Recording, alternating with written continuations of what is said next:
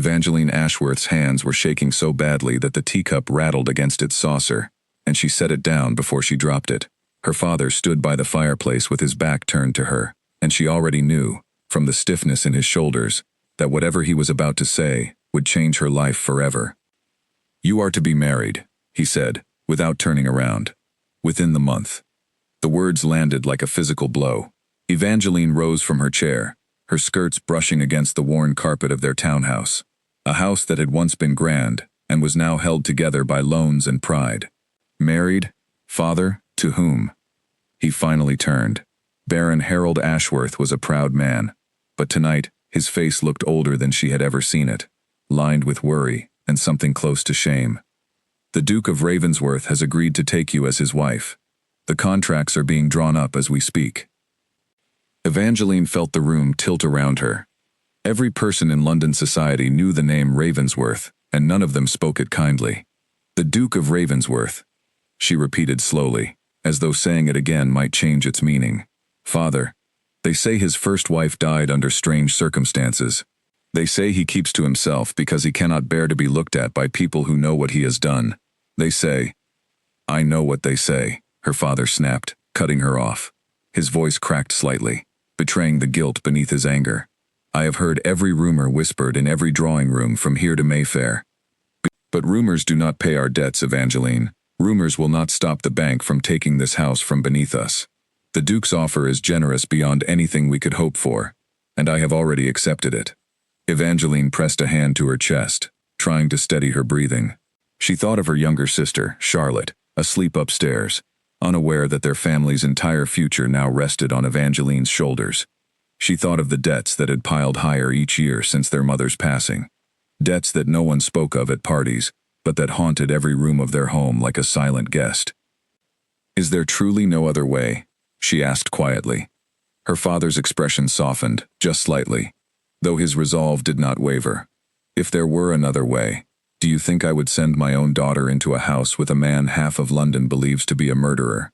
He crossed the room and took her hands in his, and for a moment she saw the father she remembered from her childhood, the one who used to carry her on his shoulders through the garden.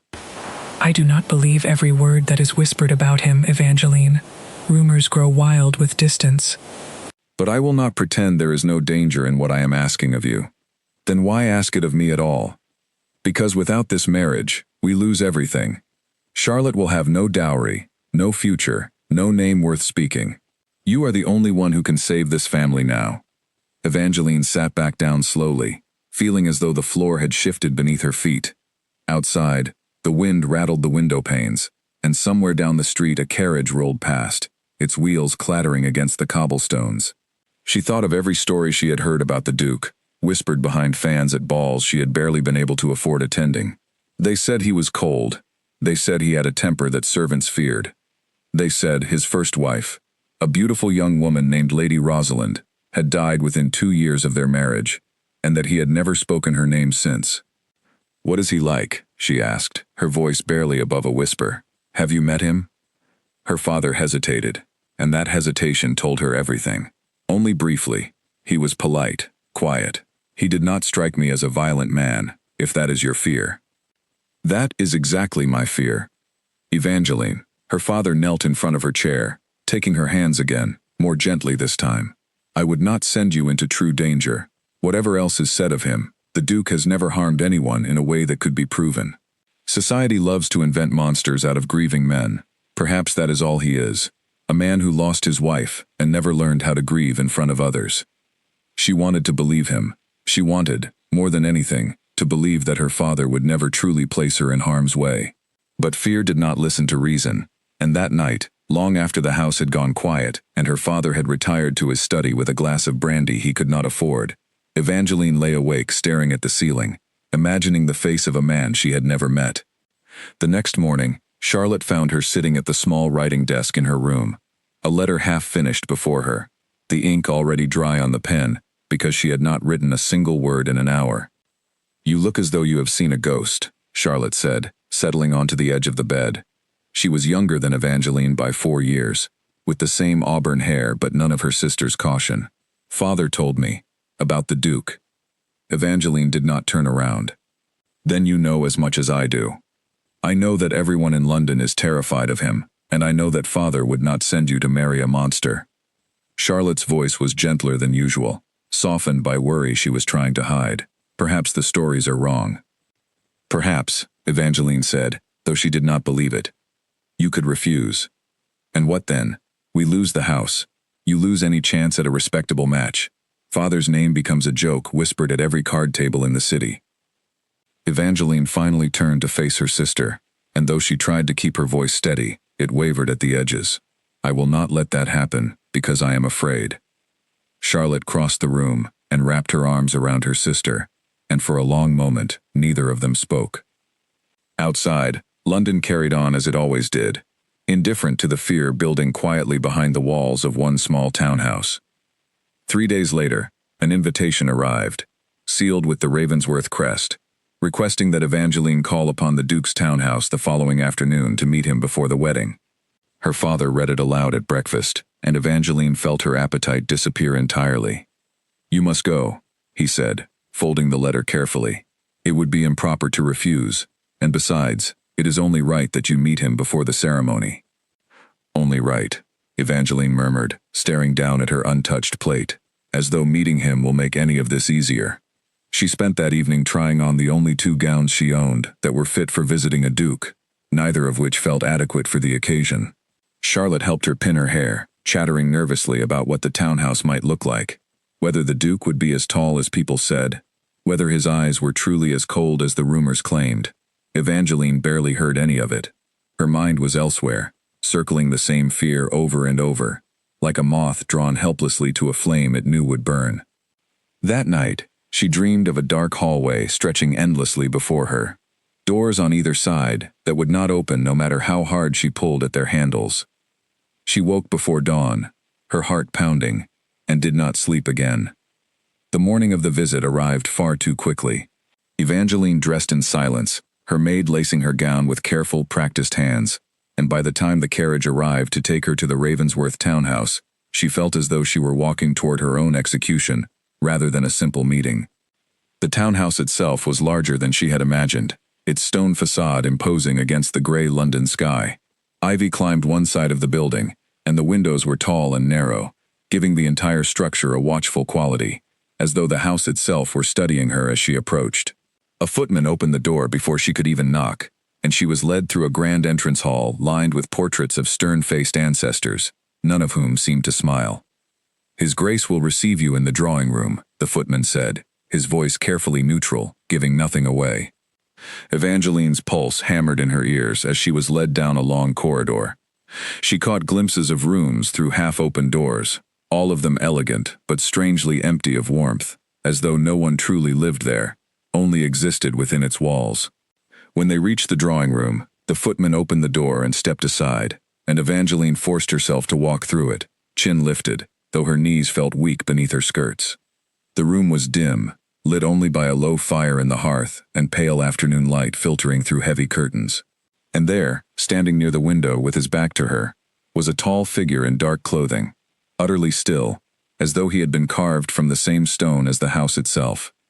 "Your Grace," she said softly, dropping into a curtsy, though her voice barely rose above a whisper.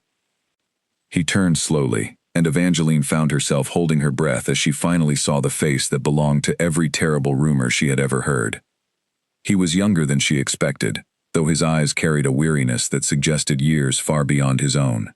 His features were sharp and handsome in a severe way, his dark hair slightly too long, as though grooming had become a task he no longer had patience for. But it was his eyes that struck her most, gray and guarded, watching her with an intensity that made her feel as though he were searching for something within her, something he was not entirely sure he wanted to find. "Lady Evangeline," he said, his voice low and measured, carrying none of the cruelty she had braced herself for. "Thank you for coming." She straightened slowly, unsure of what to say. Every rehearsed greeting she had practiced in the carriage had vanished completely from her mind. "I confess, Your Grace, I did not know quite what to expect." Something flickered across his face, too brief for her to name. "Neither did I," he admitted quietly. The honesty of his answer caught her off guard. She had expected arrogance or coldness, or the kind of dismissive cruelty the rumors had promised her. Instead, she found a man who seemed almost as uncertain as she felt, standing in his own drawing room like a stranger in his own life. "Please," he said, gesturing toward a chair near the fire. "Sit if you wish. I do not intend to keep you long." Evangeline sat carefully, smoothing her skirts, and watched as he took the chair across from her, close enough that she could study his face, but far enough to maintain a careful distance between them, as though he were deliberately keeping himself out of reach. A silence stretched between them, heavy and uncomfortable, and Evangeline found herself searching for something to say, anything to fill the space before her nerves got the better of her entirely. "I understand our fathers have already settled the arrangements," she finally said. "They have." His jaw tightened slightly. "I imagine you have heard a great many things about me, Lady Evangeline. I will not insult you by pretending otherwise." Her breath caught. She had not expected him to address it so directly. "I have heard things, yes." "And do you believe them?" The question hung in the air between them, sharper than she expected. She hesitated, choosing her words carefully. "I do not know what to believe, Your Grace. I have never had the chance to know you beyond what others have said." He studied her for a long moment, his gray eyes searching her face, as though trying to determine whether her answer was honest or simply polite. "A fair response," he said finally, "perhaps the fairest I have received in a long while." "Is it true then?" The words escaped before she could stop them, bold and reckless, in a way that surprised even her. "About your first wife?" His expression shuddered instantly, and Evangeline immediately regretted the question, certain she had crossed some invisible line she had not known existed. But instead of anger, what crossed his face was something closer to grief, buried deep and carefully guarded, the kind of pain that had been locked away for so long it had almost become unrecognizable, even to the man who carried it. "My wife died of illness," he said quietly. 2 years into our marriage, I did not harm her, Lady Evangeline, no matter what stories have grown around her death. But I will not pretend that grief did not change me into a man the world finds easier to fear than to understand." Evangeline sat very still, unsure of what to say. There was something in his voice, some quiet honesty, that made her believe him, though she could not have explained why. Perhaps it was the way his hands tightened briefly on the arms of his chair. Perhaps it was the exhaustion in his eyes, the kind that came not from cruelty, but from carrying something heavy for far too long alone. "I am sorry," she said softly, "for your loss." He looked at her, surprised, as though he had not expected sympathy from her. Of all people, the woman his reputation had frightened before she had even met him. "Thank you," he said quietly. It has been some time since anyone offered that, without also asking for the details behind it. The fire crackled softly between them, and for a moment, the fear that had gripped Evangeline since the moment her father announced the marriage loosened, just slightly, replaced by something far more complicated. She still did not know this man. She still did not know what their marriage would become. But sitting across from him now, she found it harder to see the monster London had built out of whispers and speculation, and easier to see only a tired, guarded man who seemed, despite everything, entirely human. "I will not pretend this marriage is not difficult for either of us," the Duke said, rising from his chair and moving toward the window once more. "But I intend to treat you with respect, Lady Evangeline. Whatever else you may hear of me, I ask that you judge me by what you see with your own eyes, not by what strangers whisper in ballrooms." Evangeline rose as well, smoothing her skirts, her heart still racing, though her fear had shifted into something new, something she did not yet have a name for. "I will try, Your Grace," she said. "That is all I can promise." He turned to look at her one last time before she left, and in his gray eyes, she saw something that looked almost like relief, as though her answer had given him more comfort than she realized. As the footman led her back through the long, silent corridors toward her waiting carriage, Evangeline found herself thinking not of the rumors that had followed her here, but of the quiet sorrow in the Duke's voice when he spoke of his first wife, and the strange, unexpected steadiness she had felt sitting across from him in that dim, firelit room. Whatever waited for her in this marriage, she realized as the carriage pulled away from the townhouse, it would not be as simple as fear had promised, and that, somehow, frightened her more than the rumors ever had. The days leading up to the wedding passed in a strange blur, each one shorter than the last, as though time itself had decided to hurry Evangeline toward a future she still did not fully understand. Dressmakers came and went, measuring her for a gown far finer than anything she had ever worn, paid for entirely by the Ravensworth estate. Her father grew quieter with each passing day, watching her with an expression that mixed relief and guilt in equal measure, while Charlotte grew louder, filling every silence with questions Evangeline could not answer. Did he smile at all? Charlotte asked one evening, sitting cross-legged on Evangeline's bed while a maid packed trunks in the corner. Was he cruel to the servants? Did he seem the sort of man who shouts? He did not shout, Evangeline said, folding a shawl with more care than it required. He barely raised his voice above a whisper the entire time I was there. That sounds worse, somehow. It was not worse. Evangeline paused, surprised by how quickly she had come to his defense. He seemed tired, Charlotte, sad even, not cruel. Charlotte studied her sister carefully, the teasing light in her eyes fading into something more serious. You sound as though you like him. I do not know him well enough to like or dislike him, Evangeline said. Though even as she spoke the words, she was not entirely certain they were true. There had been something in the Duke's honesty, in the quiet grief beneath his guarded eyes, that had lodged itself in her memory and refused to leave. She thought of him more often than she wished to admit, wondering what kind of man hid behind those careful gray eyes when no one else was watching. 3 days before the wedding, a visitor arrived at the Ashworth townhouse that Evangeline had not expected. She was in the drawing room reviewing wedding correspondence when the housemaid announced a gentleman calling on behalf of the Duke of Ravensworth, and moments later, a well-dressed man with sharp features and an easy smile was shown into the room. Lady Evangeline, he said, bowing with practiced elegance. Forgive the intrusion. I am Edmund Blackwood, cousin to His Grace. I thought it only proper to introduce myself before the wedding, since it seems we shall soon be family. Evangeline offered a polite curtsy, studying him carefully. He had none of the Duke's quiet severity.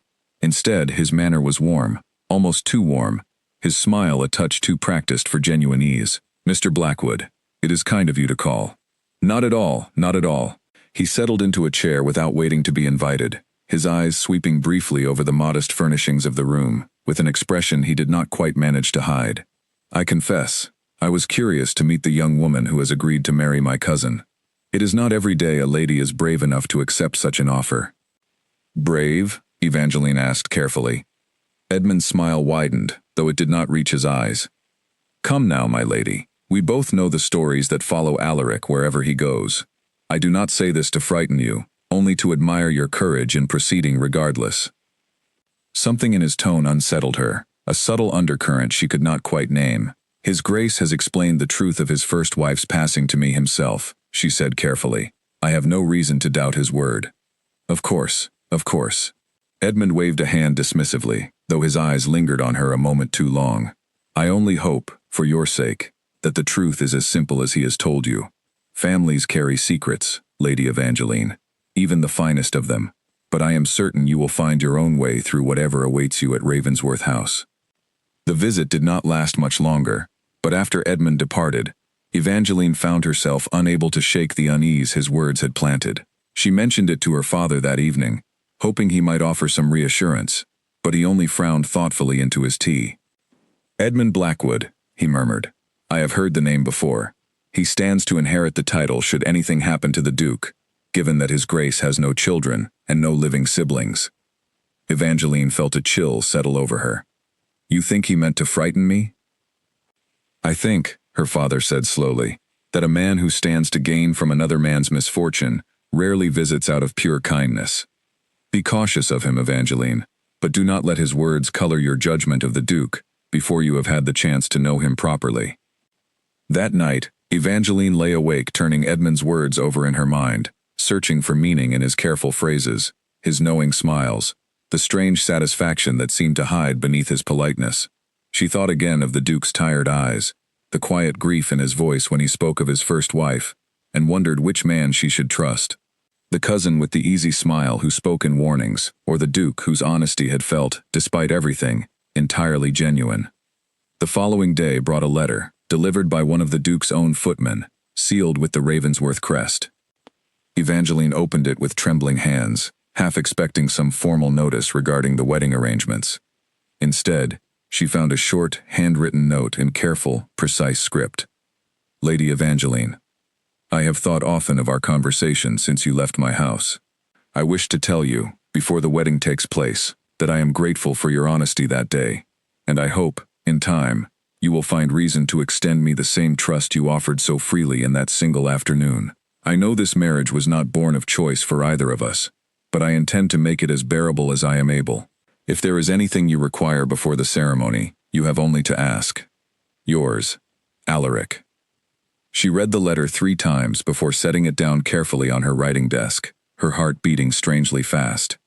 There was something in the simplicity of his words, the careful restraint of a man unused to expressing himself, that moved her more than any grand declaration could have. She thought of Edmund's warnings, his knowing smile, and found herself trusting the Duke's quiet honesty far more than his cousin's practiced charm. She wrote back that same evening, keeping her reply equally brief, though she found herself rewriting it several times before she was satisfied. Your Grace, thank you for your letter. I do not require anything before the ceremony, only the same honesty you have already shown me. I hope, in time, that we might build something steady between us, even if it did not begin as either of us would have chosen. Evangeline. The wedding preparations continued in earnest after that, though Evangeline found her fear slowly softening into something closer to cautious hope. Charlotte helped her choose ribbons for her hair, the two of them sitting together late into the evening, and for the first time since the engagement had been announced, Evangeline allowed herself to imagine a future that was not entirely bleak. Still, Edmund's visit lingered in the back of her mind, like a shadow she could not quite shake. She found herself watching for him at the small gathering held the evening before the wedding, a quiet affair, attended by a handful of family members from both sides. He arrived late, offering polished compliments to everyone in the room, though his eyes found Evangeline more than once across the crowded parlor, watching her with an expression she could not quite decipher. The Duke himself arrived shortly after, dressed simply but elegantly, and the moment he entered the room, Evangeline felt the atmosphere shift subtly around him. Conversations quieted, glances were exchanged. It was clear that whatever else people believed about him, his presence commanded a kind of wary respect that no one dared challenge openly. He crossed the room directly to where she stood, bowing formally before her. Lady Evangeline, I am glad you came this evening. I would hardly miss the gathering held in honor of my own wedding, Your Grace, she said, a small smile tugging at her lips despite her nerves. Something flickered in his gray eyes, something almost like amusement, rare and fleeting. No, I suppose you would not. They spoke only briefly, the demands of the gathering pulling them in separate directions, but Evangeline found herself watching him throughout the evening, studying the careful way he moved through the room, polite but distant, engaged but never fully present. He seemed like a man performing a role he had long since grown weary of playing, and she wondered, not for the first time, what he might be like if he ever allowed himself to set that role aside entirely. Near the end of the evening, as guests began to take their leave, Edmund approached her once more, his smile as easy and unsettling as it had been during his visit to her home. You seem to be settling into your role rather well, Lady Evangeline, he said smoothly. I confess, I did not expect you to appear so at ease. Should I not be at ease, Mr. Blackwood? His smile did not waver, though something colder flickered briefly behind his eyes. Of course you should. I only hope, for your sake, that ease does not turn to regret once the ceremony is behind you. He bowed politely and moved away before she could respond, leaving her standing alone with his words settling uncomfortably in her chest. She did not mention the exchange to anyone that night, though she found herself watching Edmund carefully whenever their paths crossed for the remainder of the evening. There was something calculated beneath his charm, something she could not yet name but felt instinctively she should not ignore. Later, as her carriage carried her home beneath a sky scattered with stars, Evangeline found her thoughts returning not to Edmund's warnings, but to the Duke's letter, folded carefully and tucked into her reticule. She thought of his quiet honesty, the careful restraint in his words, the flicker of amusement she had seen in his eyes for just a moment that evening. Whatever waited for her at Ravensworth House, she realized, she would face it with more courage than she had believed herself capable of only days before. Tomorrow, she would become the Duchess of Ravensworth. Tomorrow, the life she had feared for so many weeks would finally begin.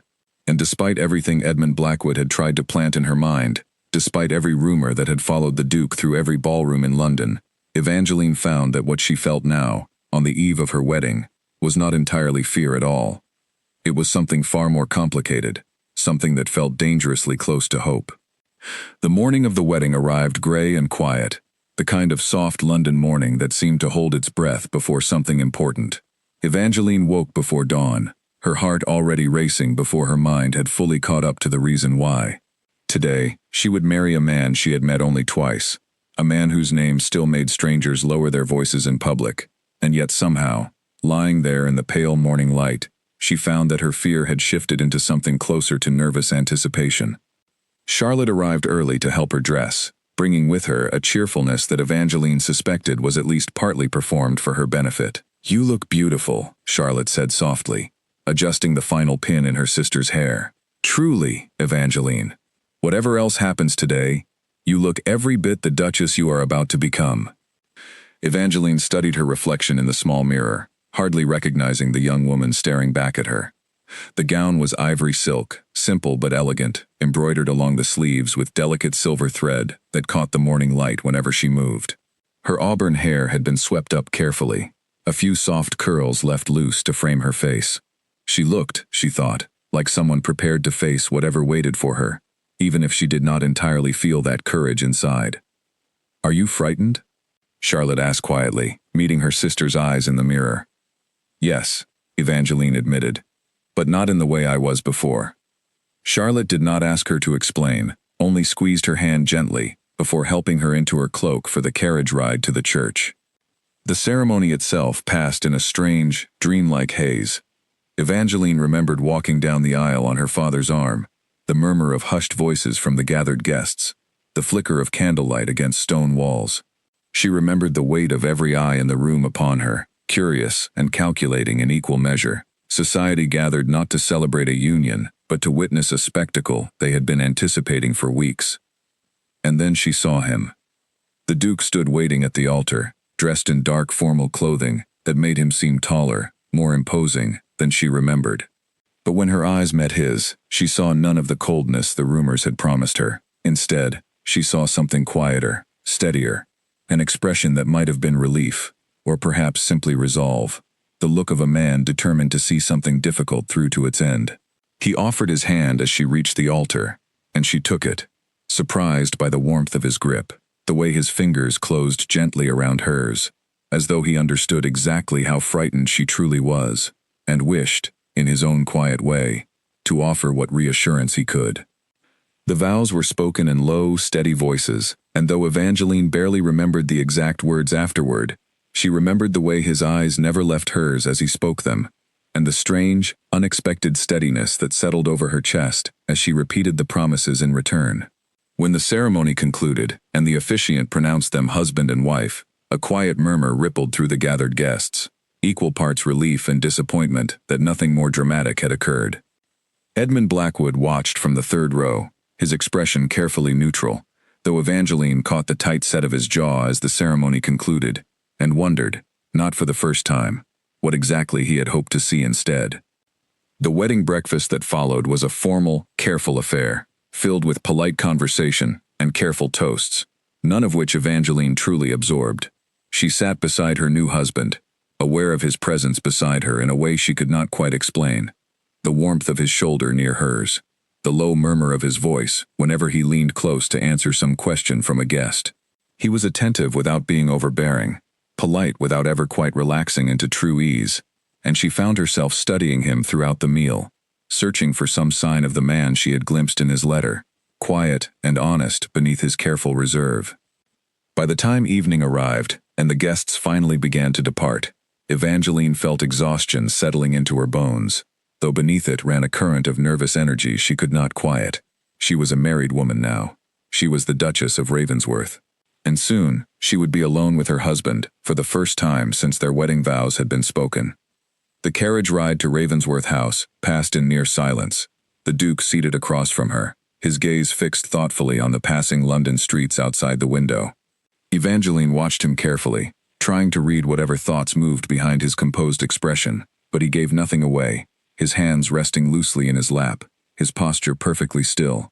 You have been quiet since the ceremony, she finally said, unable to bear the silence any longer. He turned to look at her, and for a moment, something vulnerable flickered across his face before he carefully smoothed it away. Forgive me. I am not accustomed to celebrations of this kind. It has been some years since I have had reason to attend one, let alone stand at the center of it. Nor have I, Evangeline admitted, though for entirely different reasons. A faint, almost imperceptible smile touched the corner of his mouth. I imagine today has been overwhelming for you in more ways than one. It has, she said honestly. But not entirely in the way I expected. He studied her for a long moment, his gray eyes searching her face with the same quiet intensity she remembered from their first meeting. I hope, in time, that this marriage might surprise you further still, in ways that are not unwelcome. Evangeline felt her pulse quicken at the quiet sincerity in his voice, and though she did not fully understand the feeling stirring in her chest, she found herself hoping the same thing. Ravensworth House greeted them in near darkness, its tall windows lit only by scattered candlelight. Servants lined up formally to greet their new mistress with careful, practiced bows. Evangeline moved through the introductions in a haze, her mind already turning toward the hours ahead, toward the night that waited for her once the formalities of the day had finally concluded.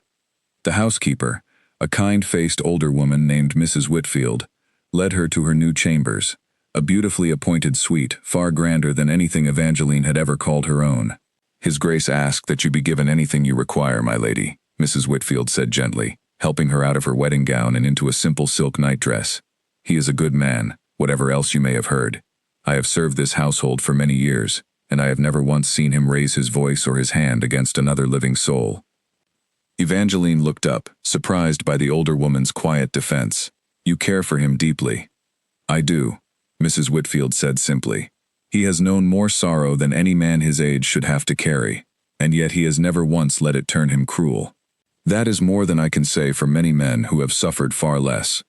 The words settled comfortingly into Evangeline's chest, as Mrs. Whitfield finished helping her prepare for the evening, and quietly withdrew, leaving her alone in the softly lit chamber.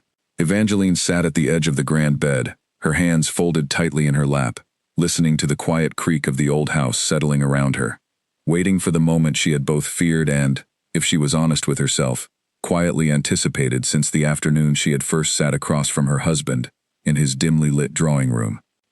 A soft knock came at the connecting door, and her heart leapt into her throat. Come in, she called, her voice steadier than she felt. The door opened slowly, and the Duke stepped inside, dressed simply now, his dark hair slightly disheveled, his expression carrying none of the careful formality he had worn throughout the day. He looked, for the first time since she had met him, entirely unguarded, and something about that vulnerability struck her more deeply than any of his careful words ever had. Evangeline, he said quietly, using her given name for the first time. May I sit with you a moment? Of course.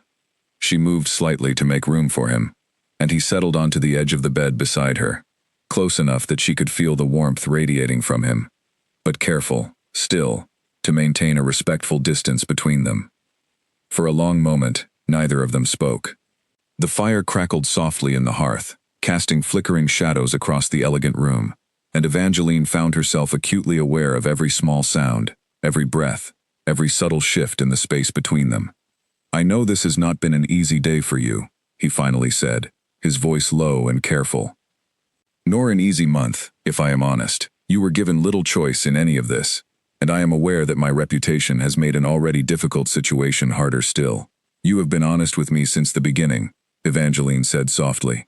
That has counted for more than you may realize. He turned to look at her fully then, his gray eyes searching hers with an intensity that made her breath catch in her throat. I do not wish for this marriage to be one built on fear, Evangeline. I have lived with enough fear and grief of my own these past years. I would not wish to carry that burden into a life shared with you as well. Then what do you wish for? She asked quietly. He was silent for a long moment, as though gathering the courage to speak words he had not allowed himself to voice in a very long time. When he finally spoke, his voice was barely above a whisper, but the words settled into her chest, with a weight she would remember for the rest of her life. I've been waiting for you, he said, longer than you could possibly know. Not you specifically, perhaps, not until the moment I first saw you standing in my drawing room. But I have been waiting for someone who might look at me and see something other than the stories that follow my name. Someone brave enough to ask me the truth instead of simply believing whatever was easiest to believe. You did that, Evangeline, the very first afternoon we met. And I have thought of little else since. Evangeline felt tears gathering unexpectedly at the corners of her eyes, though they were not born of the fear that had haunted her these past weeks. I was so frightened of you, she admitted softly, before I knew you at all. I know, he said, reaching out carefully to take her hand in his fingers warm and steady around hers. And I do not blame you for it. The world has given you little reason to believe otherwise about me, but I hope, given time, I might show you a truth far different from the one you feared. I would like that, she whispered. He lifted her hand gently, pressing a soft, careful kiss against her knuckles, his gray eyes never leaving hers. Then let us begin tonight, Evangeline, not as strangers bound by duty, but as two people willing, at last, to be honest with one another. Outside, the wind moved softly through the old trees surrounding Ravensworth House, and somewhere in the distance, London continued its restless hum, indifferent to the quiet transformation taking place within those ancient walls. But inside the grand bedchamber, lit only by firelight and the soft glow of candles, Evangeline felt something shift deep within her chest, something that had been tightly guarded since the moment her father had first spoken the Duke's name. For the first time since this journey had begun, she did not feel like a woman trapped by circumstance, sacrificed to save her family's fortune. She felt, instead, like a woman standing at the beginning of something she had never expected to find, something fragile and new, built not on rumor or fear, but on the quiet, honest words of a man who had, against every expectation, chosen to be truthful with her from the very start. Whatever waited for them beyond this night, whatever secrets still lingered in the shadows of Ravensworth House, Evangeline found herself willing, for the first time, to face it not with fear, but with the same quiet courage her husband had shown her in the softly lit privacy of her new chamber. In the weeks that followed, Evangeline began to learn the quiet rhythms of life at Ravensworth House, and with each passing day, the fear that had once gripped her at the mere mention of her husband's name faded further into memory. Alaric was not the cold, menacing figure society had painted him to be. He rose early each morning to review estate matters with his steward, a steady, soft-spoken man named Henry, and he took his meals with careful, quiet manners that betrayed none of the temper the rumors had promised her.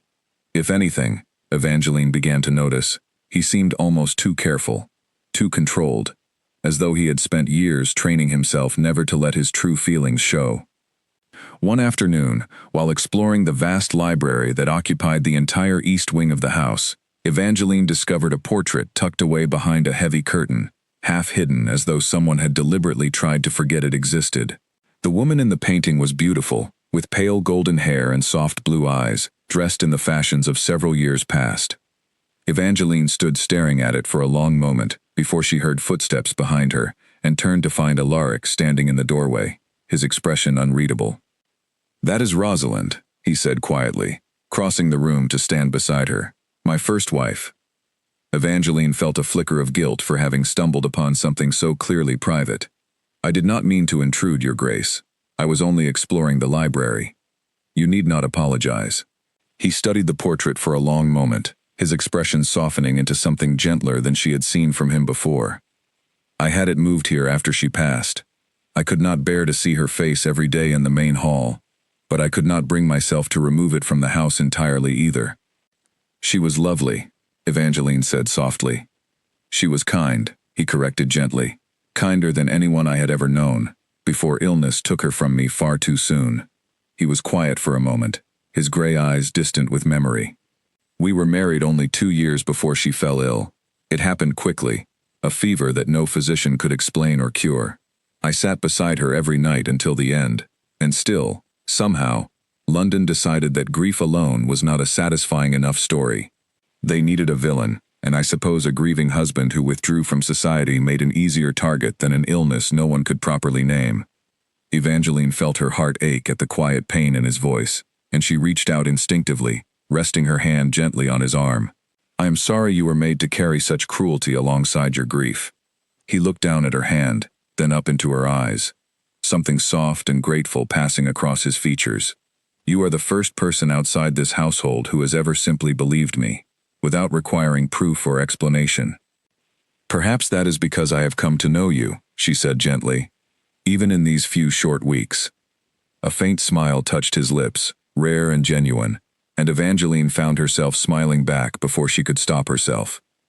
In that quiet moment, standing together before the portrait of a woman who had once filled these halls with warmth, Evangeline felt the last remnants of her earlier fear dissolve entirely, replaced by something steadier and far more hopeful.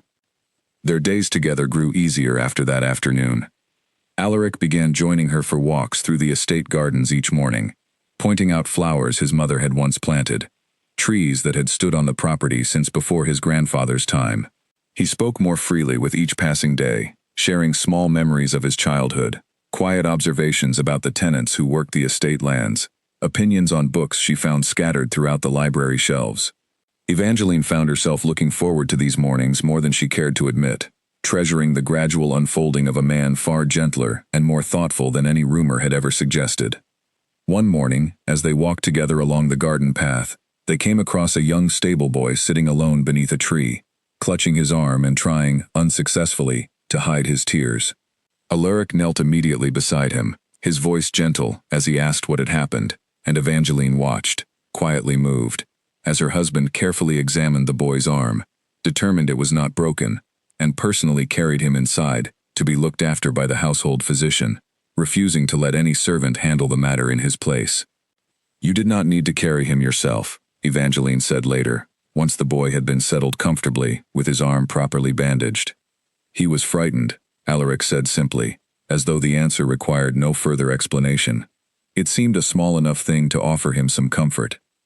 It was moments like these, small and unremarkable to anyone else, that convinced Evangeline more deeply than any grand declaration could have, that the man she had married bore no resemblance to the monster London had invented in his absence. He was quiet, yes, and guarded in ways that spoke of old wounds not fully healed. But he was not cruel, he was not violent. He was simply a man who had lost someone he loved deeply, and had never been given the grace to grieve that loss without suspicion following close behind. Still, not everyone within the household seemed pleased by the growing warmth between the newly married couple. Edmund Blackwood visited more frequently than Evangeline would have liked, always arriving with polished smiles and carefully chosen words, his eyes tracking the easy comfort that had begun to develop between husband and wife, with an expression she could not quite name, though it unsettled her each time she caught it. You seem to have settled in remarkably well, cousin, Edmund said one afternoon, finding Evangeline alone in the garden while Alaric attended to estate business with Henry. I confess, I did not expect Alaric to warm to anyone so quickly, given everything he has endured. Perhaps you underestimated him, Evangeline said carefully, unwilling to give Edmund the satisfaction of seeing her discomfort. Perhaps, Edmund agreed smoothly, though his smile did not quite reach his eyes. Though I do wonder, Lady Evangeline, how well you truly know the man you have married. Grief changes people in ways that are not always visible on the surface. I know him well enough, she said, holding his gaze steadily. Well enough to know the difference between grief and cruelty, Mr. Blackwood. Perhaps you might learn the same distinction. Something flickered across Edmund's face, brief but sharp, before his easy smile returned, as though it had never wavered at all. Of course, of course. Forgive me, my lady. I only wish to see my cousin happy, whatever form that happiness may take. He bowed politely and took his leave shortly after, but Evangeline remained in the garden long after he had gone, turning his words over carefully in her mind, searching for the hidden meaning she felt certain lurked somewhere beneath his practiced charm. That evening, she mentioned the exchange to Alaric as they sat together in the drawing room after dinner, the fire casting a warm glow across the quiet room. His expression darkened slightly at the mention of his cousin's visit, though he said nothing for a long moment, staring thoughtfully into the flames. Edmund has never been an easy man to trust, he finally said. He stands to inherit the title should anything happen to me, given that Rosalind and I were never blessed with children before her passing. I have long suspected his visits carry motives beyond simple family affection, though I have never been able to prove anything definite. Do you believe he means us harm? Evangeline asked quietly. Alaric turned to look at her, his gray eyes serious in the firelight. "I do not know. But I would ask you to be cautious around him, Evangeline. Trust your instincts if something ever feels wrong in his presence. I would not forgive myself if my own blindness toward my cousin's ambitions ever placed you in danger. I will be careful," she promised, and something in his expression eased slightly at her words, though the worry did not fully disappear from his eyes. Later that night, as Evangeline prepared for bed, she found herself thinking not of Edmund's veiled warnings, but of the quiet trust that had begun to grow between herself and her husband, built slowly and carefully over these past weeks, through small honesties and shared moments neither of them had expected to find. Whatever shadows still lingered around Ravensworth House, whatever secrets Edmund Blackwood seemed determined to hint at without ever fully revealing, Evangeline found that her fear of them had begun to matter less than the growing certainty she felt in the character of the man she had married. She thought of the portrait of Rosalind, hidden away behind its heavy curtain, and of the quiet grief Alaric still carried for the wife he had lost. She thought of the stable boy he had carried inside himself, refusing to let anyone else handle a task he considered his own responsibility. She thought of his voice, low and steady in the darkness of their wedding night, whispering words she had never expected to hear from a man society had told her to fear above all others. "I've been waiting for you." The words had settled into her heart in the weeks since, growing steadier and more certain with each passing day they spent together. Whatever challenges still waited for them, whatever secrets Edmund seemed determined to protect through his careful, calculated warnings, Evangeline found herself increasingly certain that she and Alaric would face them together, bound now not merely by duty or circumstance, but by something far stronger and far more genuine than either of them had believed possible only a few short weeks before. A month into her marriage, Evangeline found herself increasingly curious about the details surrounding Rosalind's death, not out of suspicion toward her husband, but out of a growing desire to understand the full weight of what he had carried alone for so many years. She did not wish to reopen old wounds carelessly, but something about the way the household staff spoke of that time, always in hushed, careful tones, suggested there was more to the story than even Alaric himself fully understood. She began, cautiously, by speaking with Mrs. Whitfield, who had served the household long before Alaric's marriage to Rosalind had even taken place. The older woman was hesitant at first, clearly uncomfortable revisiting painful memories, but the genuine warmth Evangeline had shown her since arriving at Ravensworth House eventually won out over her reluctance. "She fell ill so suddenly," Mrs. Whitfield said one afternoon, as the two of them folded linens together in the quiet still room. One week she was laughing in the garden, planning a dinner party for the following month, and the next she could barely rise from her bed. The physicians were baffled.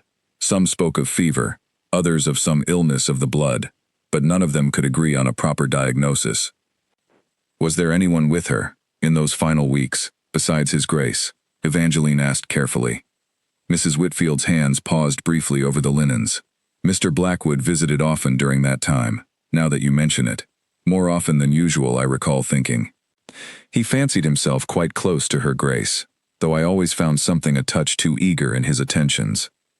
Evangeline felt a chill settle over her at those words, though she kept her expression carefully neutral. "Eager in what way?" "I could not say precisely, my lady. Only that he seemed rather too comfortable in her sick room, bringing her tonics and remedies he claimed came from a physician friend of his in the countryside. His Grace was often occupied with estate matters during the day, and Mr. Blackwood took it upon himself to see to Her Grace's comfort in his absence." The conversation lingered in Evangeline's mind for days afterward, a quiet unease growing steadily beneath her careful composure. She did not wish to voice unfounded suspicions to Alaric, certain that reopening such a painful chapter without solid reason would only cause him further grief.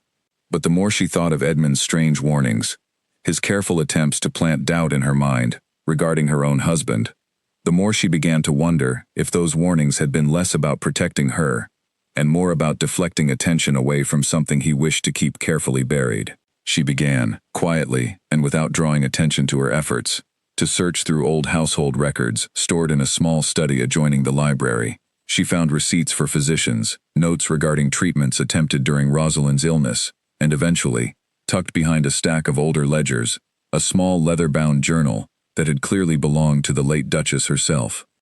Evangeline hesitated for a long moment before opening it, uncertain whether she had any right to intrude upon such a private record. But something compelled her forward, and she carefully turned the delicate pages, her heart racing as she began to read Rosalind's careful, elegant handwriting. Most entries were unremarkable, quiet observations about daily life at Ravensworth House, small joys and frustrations recorded with warmth and gentle humor. But as Evangeline moved closer to the final entries, the tone shifted noticeably, growing increasingly confused and frightened. I do not understand why I feel worse after each visit from Edmund, one entry read, the handwriting slightly shakier than in earlier pages. He insists his tonic will help me regain my strength, yet each time I take it, I feel weaker rather than stronger. I have not mentioned this to Alaric, as Edmund insists it is merely part of the illness progressing naturally, but something in my heart tells me otherwise. Evangeline's breath caught in her throat as she turned to the final entry, dated only days before Rosalind's recorded death. I have decided to stop taking Edmund's tonic entirely, though I have not yet found the courage to tell him so directly. I fear his reaction more than I fear my own illness, though I could not say precisely why. If Alaric reads this one day, I want him to know that I loved him completely, and that whatever comes of my illness, it was never his fault, nor his failure to protect me. I only wish I understood why I feel so certain something is deeply wrong. The journal ended there, the remaining pages blank, and Evangeline sat frozen for a long moment, the weight of what she had just read settling heavily over her entire body. She thought of Edmund's careful smiles, his practiced charm, the strange satisfaction that seemed to linger behind his warnings whenever he spoke of his cousin's supposed cruelty. She thought of his position as heir to the title, dependent entirely on Alaric remaining childless, and the chilling possibility that his eagerness to visit Rosalind's sick room had been born not of genuine concern, but of something far darker entirely. She knew, with sudden and terrible clarity, that she needed to show this journal to Alaric immediately, whatever pain the revelation might cause him. She found him in his study later that evening, reviewing correspondence by candlelight, and the moment he looked up and saw her expression, his own face shifted immediately into concern. "Evangeline, what has happened?" "I found something," she said quietly, crossing the room and placing the journal gently on the desk before him. "Rosalind's journal. I believe you should read the final entries yourself." He looked at her with confusion, then slowly opened the worn leather cover, his expression growing increasingly troubled as he turned through the pages toward the end. Evangeline watched him carefully, her heart aching at the visible pain crossing his features as he read his late wife's final, frightened words. When he finally looked up, his gray eyes were dark with a mixture of grief and dawning horror. "Edmund," he said quietly, his voice barely more than a whisper, "you believe Edmund had some hand in her death." "I do not know for certain," Evangeline said carefully. But her own words suggest she suspected something was deeply wrong with the remedies he brought her, and given his position as your heir, given how often he visited her during her final weeks, I could not in good conscience keep this from you. Alaric sat in silence for a long moment, staring down at the journal in his hands, his jaw tight with barely contained emotion. "I trusted him," he finally said. "After Rosalind passed, when the rumors began spreading through London, Edmund was among the few who publicly defended me, insisting I could never have harmed her. I believed his loyalty was genuine. Perhaps it was easier for him to defend you publicly than to risk suspicion falling upon himself instead," Evangeline said gently. Alaric closed the journal carefully, his hands trembling slightly as he set it down on the desk. "If this is true, Evangeline, if Edmund truly played some part in Rosalind's death, then he has lived within my own household for years, accepted at my own table, all while carrying such a terrible secret." His voice hardened with something Evangeline had not heard from him before, a quiet, controlled anger that spoke of years of buried grief, finally finding somewhere to direct itself. "I will not allow him to walk freely through these halls a moment longer than necessary, not while there remains any possibility he is responsible for her death." "What will you do?" Evangeline asked quietly. "I do not yet know," he admitted. "A journal alone may not be enough to prove anything conclusively, particularly after so many years have passed. But I intend to look further into this matter, carefully and quietly, until I understand the full truth of what happened to Rosalind." He looked up at her then, his gray eyes softening slightly, despite the anger still simmering beneath his controlled exterior. "Thank you, Evangeline, for bringing this to me, rather than keeping silent out of fear of upsetting me. I know it could not have been easy, given how recently we have come to know one another. I would not wish to build a life together, built on hidden truths, she said softly. Not when honesty is what first drew me to trust you, despite everything I had been told to fear. He reached across the desk and took her hand gently in his thumb tracing careful, comforting circles across her knuckles. Whatever comes of this, Evangeline, know that I am grateful beyond words to have you beside me through it. I do not know that I could face this alone, not after carrying Rosalind's loss silently for so many years. You will not have to face it alone, she said firmly, meeting his gaze steadily. Whatever Edmund has done, whatever consequences follow from uncovering the truth, we will face them together. Outside, the wind picked up against the windows of Ravensworth House, and somewhere in the darkness beyond its walls, Edmund Blackwood remained unaware that the careful secret he had guarded for so many years was finally beginning, slowly and quietly, to unravel. In the days that followed the discovery of Rosalind's journal, Alaric began a careful, quiet investigation into the physician Edmund had claimed to consult during his late wife's illness. He traveled personally to the countryside address mentioned briefly in one of the household's old receipts, taking Henry with him for the journey, while Evangeline remained at Ravensworth House, doing her best to appear unconcerned whenever Edmund happened to call. It was not an easy task. Edmund's visits seemed to increase rather than diminish during this period, as though some instinct warned him that the careful peace he had maintained for years was beginning to shift beneath him. He arrived one afternoon while Alaric was still away, finding Evangeline alone in the garden, and something in his expression that day struck her as sharper, more calculating than his usual practiced charm. "You seem troubled, Lady Evangeline," he said, settling onto the bench beside her without invitation. "I do hope married life has not proven more difficult than you anticipated." "Not at all," she said carefully, keeping her voice light despite the unease tightening in her chest. "His Grace has been nothing but kind. How fortunate for you." His eyes studied her a moment too long, searching for something beneath her carefully composed expression. "And where is my cousin today?" "I had hoped to speak with him regarding a small matter of estate business. He has traveled to attend to some errands," she said, deliberately vague. "I do not expect him back until this evening." Edmund's smile did not waver, but something behind his eyes sharpened noticeably. Errands. How mysterious. Alaric so rarely leaves the estate these days, particularly on short notice. "I do hope nothing troubling has arisen." "Nothing troubling at all," Evangeline said, holding his gaze steadily, despite the growing unease coiling in her stomach. "Merely matters concerning the tenant farms, I believe." "Of course." Edmund rose from the bench, brushing an invisible speck of dust from his sleeve, though his eyes lingered on her a moment longer than necessary. "Do give him my regards when he returns, Lady Evangeline, and do take care of yourself in his absence. This old house can feel rather isolating for a woman unaccustomed to its many empty corridors." The remark, delivered with his usual polished smoothness, carried an unmistakable undertone that sent a chill through Evangeline's entire body. She watched him depart down the garden path, his figure disappearing around the hedge, and found herself unable to shake the growing certainty that Edmund suspected something was being uncovered, and that his careful mask of civility was beginning, slowly, to crack beneath the pressure. That evening, Alaric returned from his journey with a grim expression that told Evangeline everything before he had spoken a single word. They retreated together to his study, and once the door was securely closed behind them, he finally allowed the careful composure he had maintained throughout the day to fall away entirely. "The physician Edmund claimed to consult does not exist," he said, his voice tight with barely restrained fury. "There is no such man registered in that county, nor any record of him ever practicing medicine anywhere in England.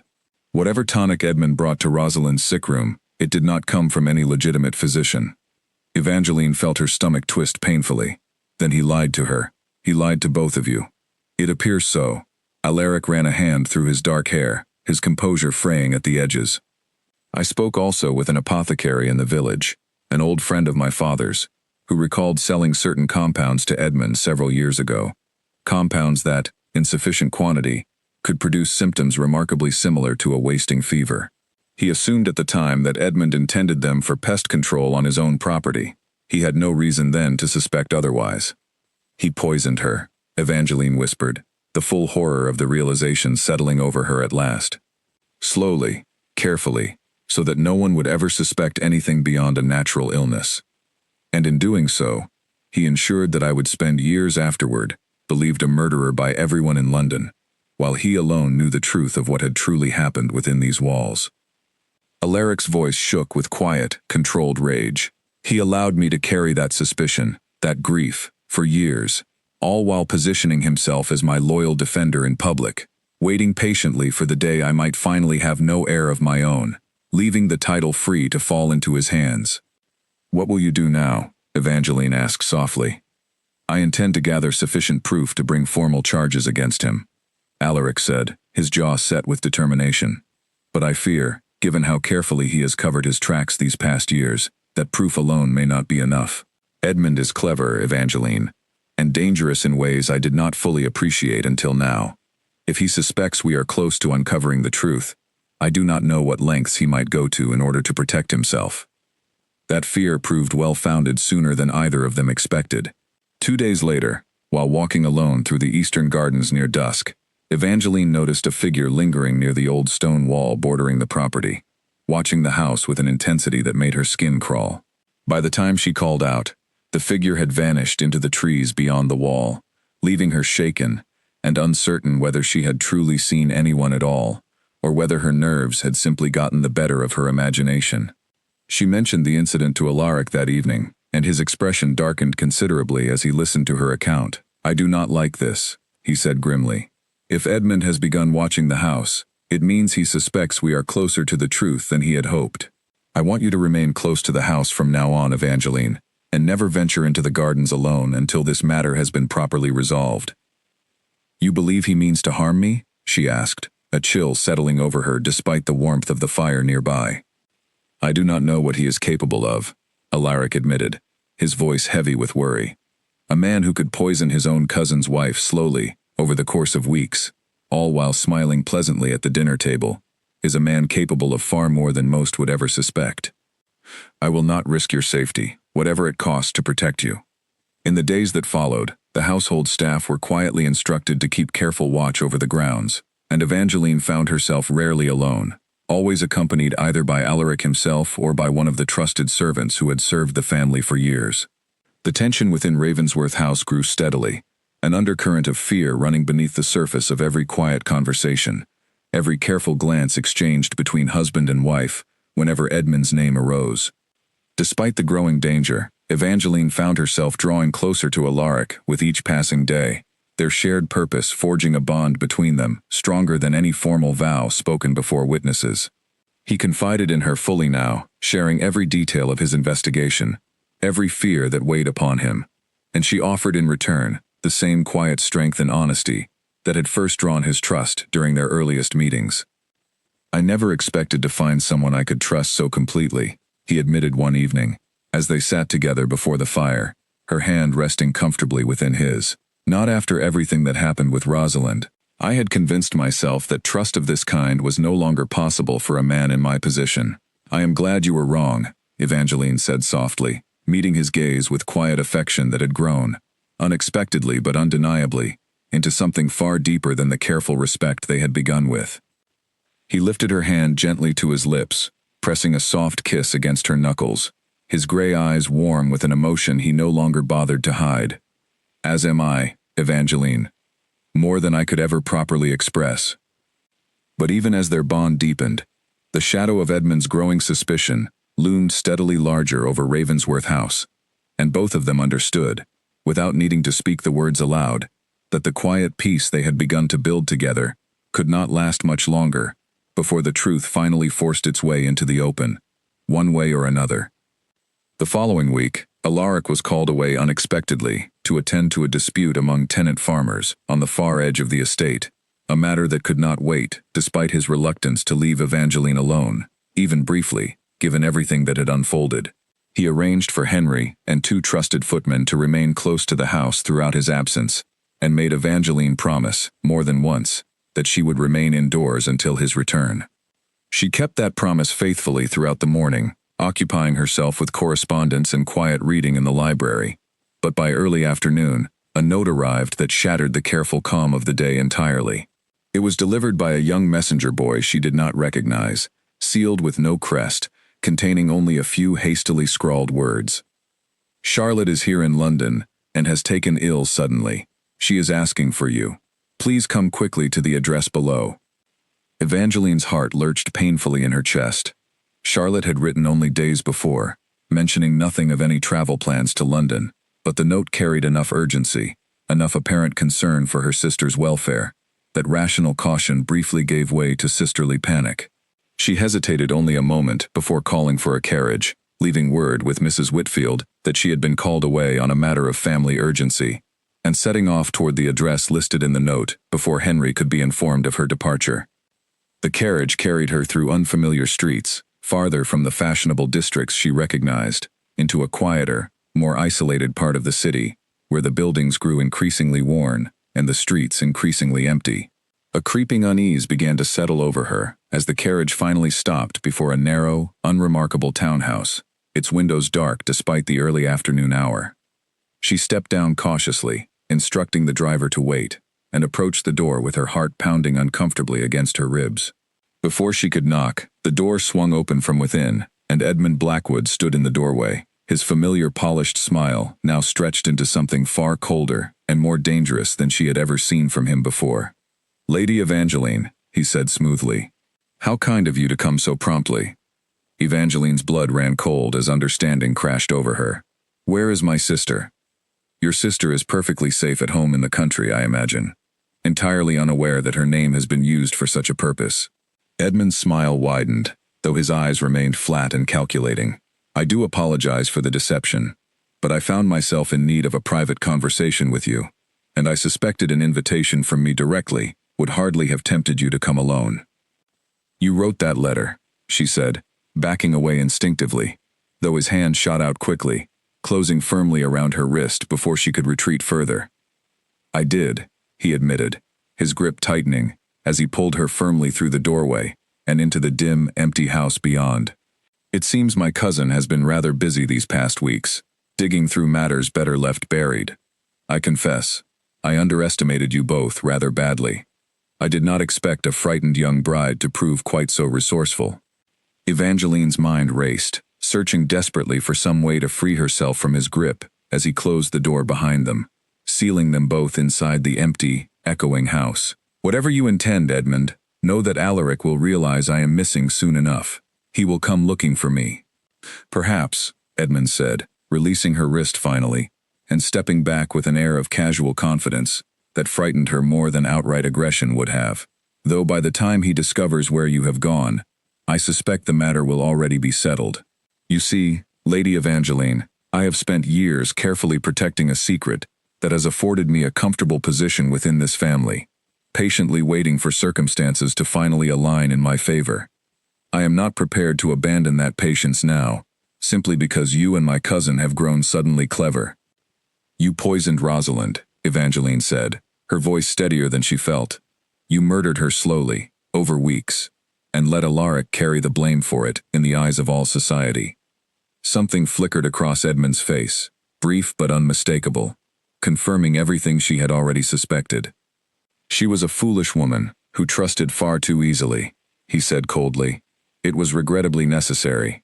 Alaric had no children, no siblings, and I stood only one life away from a title and fortune I had been promised, informally, since childhood, before my own branch of the family fell from favor.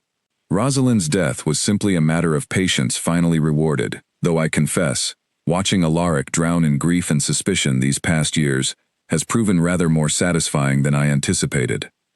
"You are a monster," Evangeline whispered. "Perhaps," Edmund said, his tone entirely unbothered by the accusation. "Though I prefer to think of myself as simply patient and practical. Which brings us to our current predicament, Lady Evangeline. You see, now that you and Alaric have grown suspicious enough to investigate, I find myself in need of a rather more permanent solution than I had originally intended." Fear surged through Evangeline's chest, sharp and immediate, though she forced herself to remain outwardly calm, searching the dim room for any possible avenue of escape. "Alaric will never stop searching for the truth, whatever happens to me. You cannot silence us both without drawing far more suspicion than you already carry." "Perhaps not," Edmund agreed thoughtfully. But grief, my dear Evangeline, has a remarkable way of clouding judgment. A young bride, tragically lost so soon after her wedding, in an unfortunate accident within an unfamiliar part of the city. Alaric would grieve, certainly, perhaps even more deeply than he grieved for Rosalind. But grief alone has never yet proven anything in a court of law, and I have grown rather skilled, over the years, at ensuring my own hands remain entirely clean. He moved toward her slowly, and Evangeline backed away until she felt the cold wall press against her shoulders, her mind racing desperately for any option that might delay him long enough for help to arrive.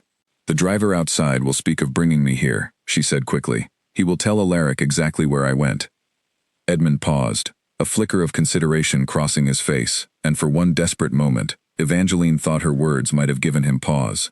But before he could respond, the sound of the front door bursting open echoed suddenly through the empty house, followed immediately by the unmistakable voice of her husband, sharp with barely controlled fury. "Edmund!" Evangeline had never felt such overwhelming relief in her entire life. Alaric appeared in the doorway moments later, having clearly ridden hard and fast from the estate the moment Henry informed him of her sudden, unexplained departure, his expression darkening into something dangerous the instant he saw Edmund standing far too close to his wife. "Get away from her," Alaric said, his voice low and deadly calm, in a way Evangeline had never heard from him before. Edmund straightened slowly, his composure returning with practiced ease, though Evangeline noticed the faint tremor of surprise still visible beneath his careful mask. "Alaric, how fortunate you arrived so quickly. Your wife and I were simply having a private conversation." "I know exactly what conversation you were having," Alaric said, moving swiftly to place himself between Edmund and Evangeline. "I found the apothecary's records myself, Edmund. I know what you did to Rosalind, and I suspect, given today's events, that you intended something far worse for Evangeline." Edmund's smile finally faltered entirely, replaced by something colder and more desperate as he realized the careful game he had played for so many years had finally, irrevocably, come undone. For a long, tense moment, no one moved. Edmund's eyes darted toward the door, calculating, desperate, but Alaric had positioned himself firmly between his cousin and any possible escape, while Henry and the two footmen who had followed close behind now filled the narrow doorway, blocking any hope of flight entirely. "You have no proof," Edmund said finally, though his voice carried none of its earlier confidence. "A journal, an old apothecary's memory, nothing more than speculation, dressed up as certainty. No court in England would convict a man on such flimsy evidence." "Perhaps not on the journal alone," Alaric said evenly, "but I suspect a thorough investigation into your finances these past years, alongside sworn testimony from the apothecary regarding exactly what he sold you and when, will paint a rather more complete picture than you would like. And now, cousin, you have compounded your crimes further still by luring my wife here under false pretenses, threatening her safety with your own mouth, in the presence of witnesses standing directly behind me." Edmund's gaze flickered toward Henry and the footmen, understanding dawning slowly and horribly across his face, as he realized his own confession, spoken so confidently to Evangeline moments before Alaric's arrival, had likely been overheard by more than just her alone. "I heard everything, sir," Henry said quietly from the doorway, his usually gentle voice hardened with quiet outrage. "Every word you spoke regarding her grace, and regarding the late Duchess as well." Edmund's carefully maintained composure finally shattered entirely. He lunged suddenly toward the narrow gap between Alaric and the wall, attempting a desperate escape, but Alaric caught his arm firmly, restraining him without violence, simply holding him in place with a grip born of controlled, righteous anger, rather than any desire to cause harm. "You will answer for what you have done," Alaric said, his voice steady, despite the fury still simmering visibly beneath his controlled exterior. "Properly, before a magistrate, where the full truth of Rosalind's death and your treatment of my wife today can finally be brought into the light." Edmund struggled briefly, but with Henry and the footman closing in to assist, his resistance quickly proved futile. Within the hour, local authorities had been summoned, and Edmund Blackwood was taken into custody, his protests of innocence falling on ears that had already heard far too much evidence to the contrary from his own mouth. Evangeline remained shaken throughout the ordeal, though the moment the authorities had led Edmund away, Alaric turned to her immediately, his earlier controlled anger giving way entirely to raw, unguarded concern. Did he hurt you in any way before I arrived?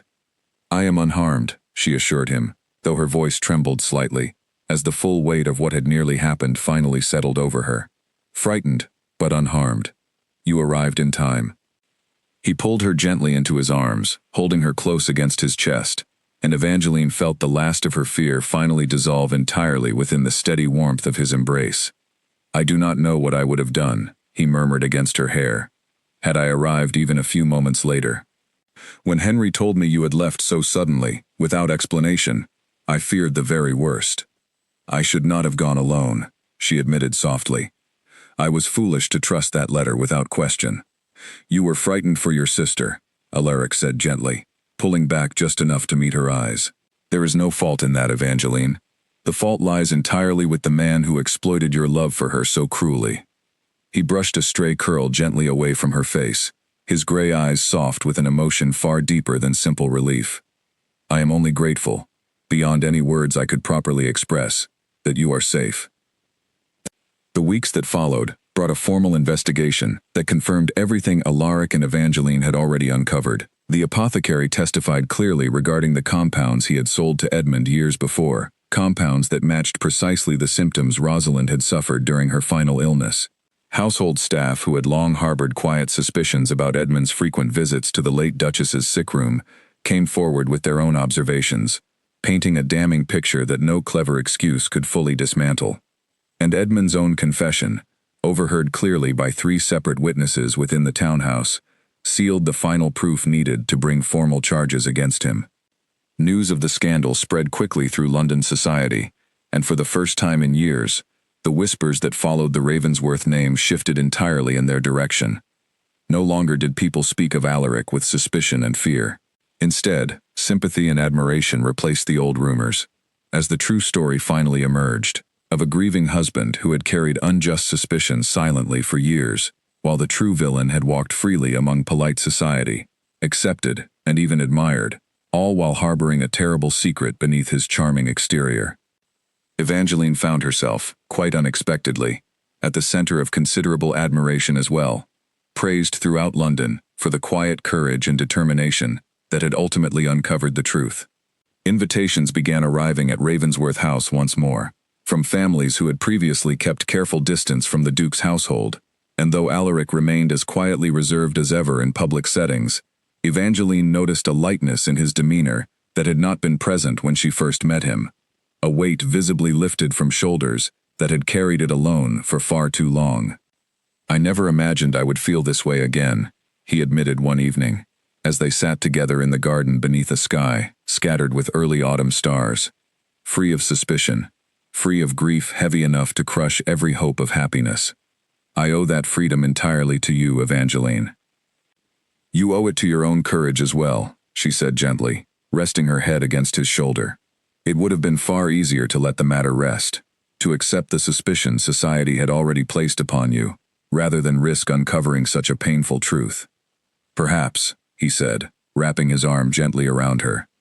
But I found, once I had you beside me, that I no longer wished to accept easy answers over difficult truths. You taught me that, without ever intending to. Evangeline smiled softly, tilting her face up to meet his eyes in the soft evening light.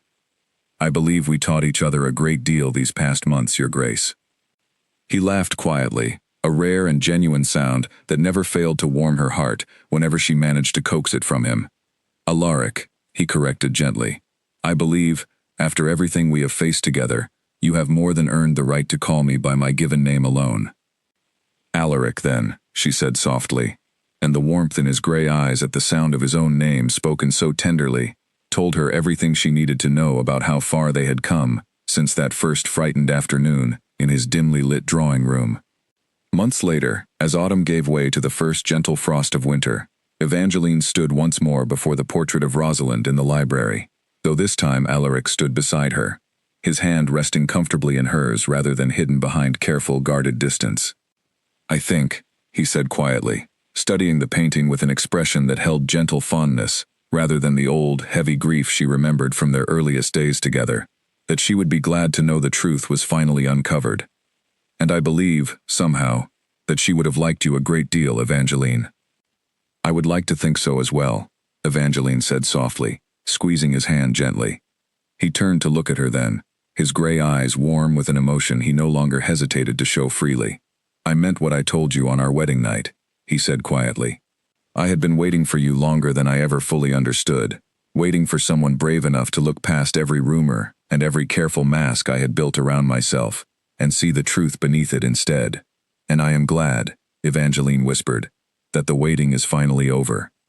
He drew her gently into his arms, and as the fire crackled softly in the hearth behind them, Evangeline felt, at last, the quiet, unshakable certainty of a happiness she had never expected to find within these walls, born not from rumor or fear, but from honesty, courage, and a love that had grown steadily stronger through every trial they had faced together.